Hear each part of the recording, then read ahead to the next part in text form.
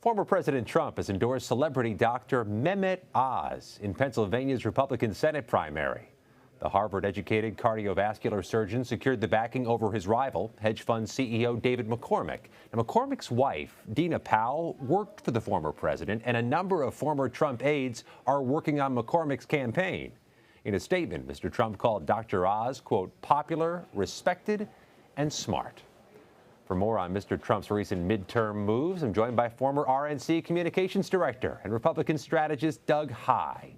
Doug, we know David McCormick put a lot of effort into trying to win Trump's endorsement. He also has the backing of a number of these Trump aides. Why is Dr. Oz more appealing as a candidate for the former president? Well, what does Dr. Oz have in his background? He's a reality TV show star. He has a huge following in the public, and he's got a pre-existing relationship with Donald Trump. Similarly, he's endorsed Sarah Palin, same thing. Herschel Walker, same thing. So there's a pattern there. If you're famous, if you're a celebrity and have been on TV quite a bit, and Donald Trump knows you, he's probably going to back you. This Pennsylvania Senate race is quite something. I mean, it's anticipated at least to be the most expensive race in the country, if not the most provocative or highest profile. So what are the fundraising totals looking like, and where's the money going? Yeah, gosh, it's hard to keep counting. We're talking tens and tens of millions of dollars. And this happens when you have somebody who's been a television star for 10, 15 years running against somebody who's been the leader of a hedge fund. And so, this is going to be more and more expensive. And what we're seeing is it's going a few places. Obviously, TV ads are a big part of it. We're also seeing a lot of ads or a lot of money being spent on digital and targeting of individual voters, both in the messages that they see and in what they're going to get in their mail. Hard mail is still very important, especially in primaries. And as you mentioned, on the McCormick side, a lot of this money has gone to pay for Trump staffers, or former Trump staffers, Hope Hicks, Stephen Miller being two, who the bet was that if you have them on your side, that you'll get Donald Trump on your side. It's not a bad bet. It was just wrong in this case.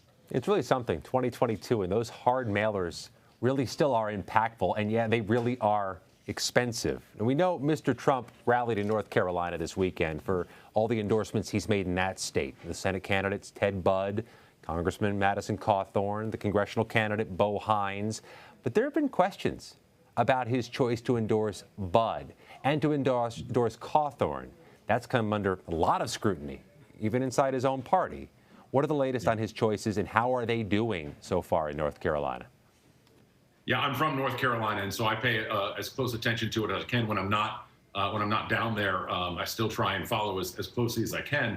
And it's interesting, Donald Trump chose to have the Budd event in Selma, which was a smart place to do it. It's in the eastern part of the state where Budd is less known. It's also a conservative battleground in the primary and a battleground in the general as well. The surprise with Budd is that he endorsed Budd so quickly, or so early, about a year ago at this point, where he endorsed him in a surprise move at a state party convention.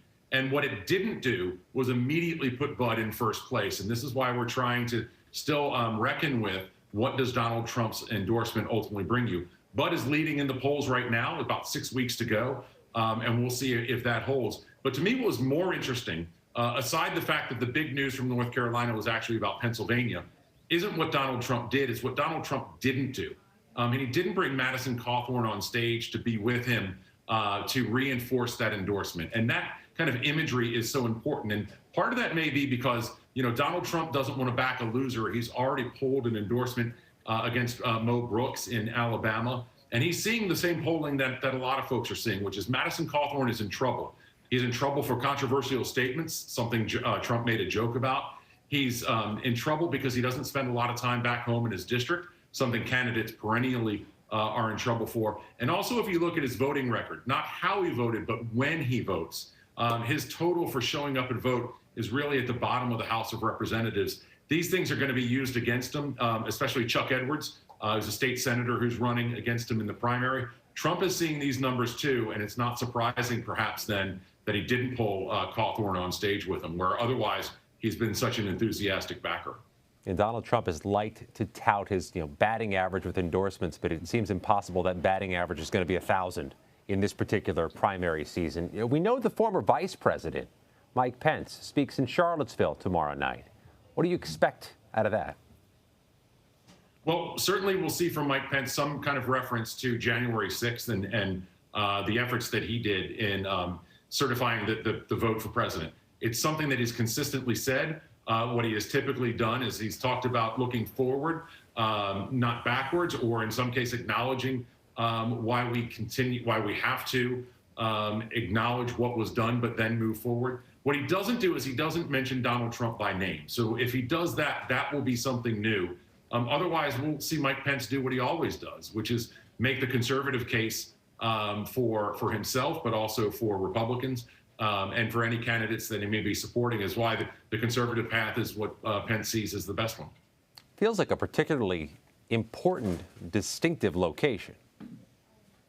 Yeah, Charlottesville is very interesting. It's not a Republican area, to be sure, and we also know what happened there with the white supremacy march, which was just an ugly, awful chapter in our history of something I thought was dead and gone, and that Donald Trump also not only resurrected with his rhetoric, but then also really leaned in on, saying that there are good folks on both sides.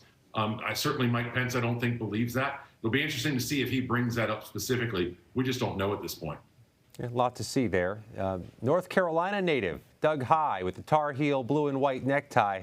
Thank you for your time. Absolutely. We beat Duke twice in a row. We retired Coach K. Very proud of that. I'm sure you will not let them forget it. Thanks, Doug. Anytime. Thank you.